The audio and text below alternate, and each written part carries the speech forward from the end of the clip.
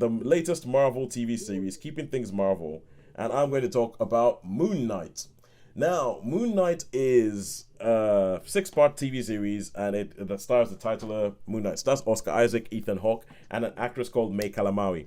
And it is all about Oscar Isaac plays dual roles. You first meet him as a guy called Stephen Grant. You meet him as a guy called Stephen Grant, who is a British, and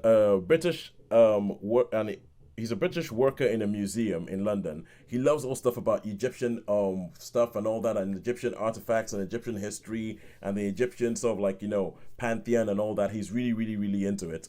And it turns out that he has a dissociative identity disorder, and there's another personality living in his body called Mark Spector, and they are an avatar for an Egyptian god of vengeance called Khonshu. So he actually wakes up every morning. He ties himself to a bed. He ties himself to his bed because he started realizing that he would fall asleep, he would wake up, and he would be in a different place, or he would be in a different city, and he would have no idea how he got there. So he starts tying himself to his bed, and you follow this whole thing through. You have Ethan Hawke playing a character who is called Darrow, and he is the avatar of another Egyptian god called Ammit, who wants to judge the whole world before they've actually done anything wrong. So what she does is that she takes a person, judges them, and goes, "Are you going to do any evil in your life at some point, or is your evil going to outweigh your good? If your evil outweighs your good, I kill you right here before you ever have a chance to do any of the evil." So it's this whole thing about the fight between the gods, but done through these people. And it's done with Oscar Isaac and Ethan Hawke. And this show is, well, to be honest with you, by the time I finished watching this show, I was kind of like, so what was the point of that? After 6 episodes, I don't know what the point was. I don't know what you're trying to do. I don't know what you're trying to link to anything, because Marvel have hit some really good heights with their TV shows, like WandaVision, like Loki. I really, really like Hawkeye. And then there's some of them where it's kind of like almost like you're treading water until you can figure out how to integrate this person into the wider MCU.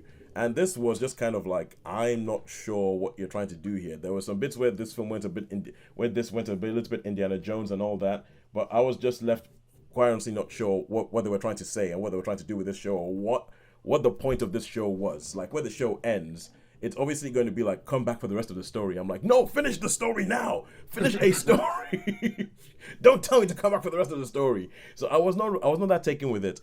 And also, it shows a problem that Marvel has, which is at the time these things were written, and it's shown up when they made the first Doctor Strange film with casting Tilda Swinton as the Ancient One, when they thought that was a good way of getting around the fact that the original Ancient One was a, shall I say, an racist Asian stereotype, quite frankly. And then they had a similar thing when they had Iron Man 3, and they had the Mandarin, and then they went, we're going to just, we're going to go away from our racist, so xenophobic past by, Trevor Slattery. And the people were like, wait a second, what the hell? And Marvel have this problem where you have these beloved characters, and I do love these characters, but they were made at a time when, shall we say, Stan Lee and all his other friends at Marvel were not the most culturally sensitive people. And so you have this whole thing of trying to fight with this, and this comes about again. The big question when I was watching this is, okay, Khonshu is an Egyptian god. He needs a human avatar. Why the heck is his avatar not Egyptian? Yeah. Why is his avatar not Egyptian? But in the stories, obviously, because he was created in the 60s and stuff. Of course, he's going to be white. He's going to be white. Anybody of importance is white, so his avatar's going to be white. And so now they've gone and they've made him is Oscar Isaac, but he's still not Egyptian. And then to add insult to injury, there's a bit where they show the whole pantheon of the Egyptian gods, and all the avatars meet up. And there's only one of them that could possibly be Egyptian. And I'm watching this thing going, there is a massive problem here. And many people might not pick this up, but for me, I'm going, why are the Egyptian gods not choosing Egyptian avatars? What is up with this? And it feels a little bit like, because they've given the Calamawy is Egyptian, and her character is Egyptian. She's married to one of Oscar Isaac's personalities.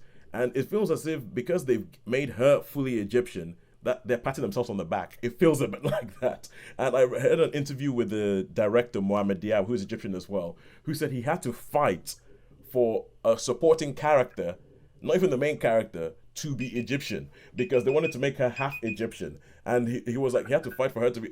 And this whole thing, I was just watching the whole show and I couldn't get this out of my head.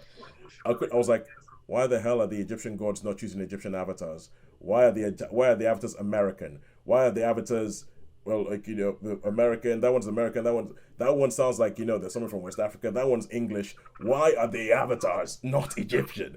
And it just seemed like a very culturally insensitive thing to do in this day and age, and I couldn't understand why the heck they did it. And I wanted to ask so many questions to the people who made the show. So I think I would give Moon Knight 3 out of 5 because cultural insensitivities, and I just don't see the point.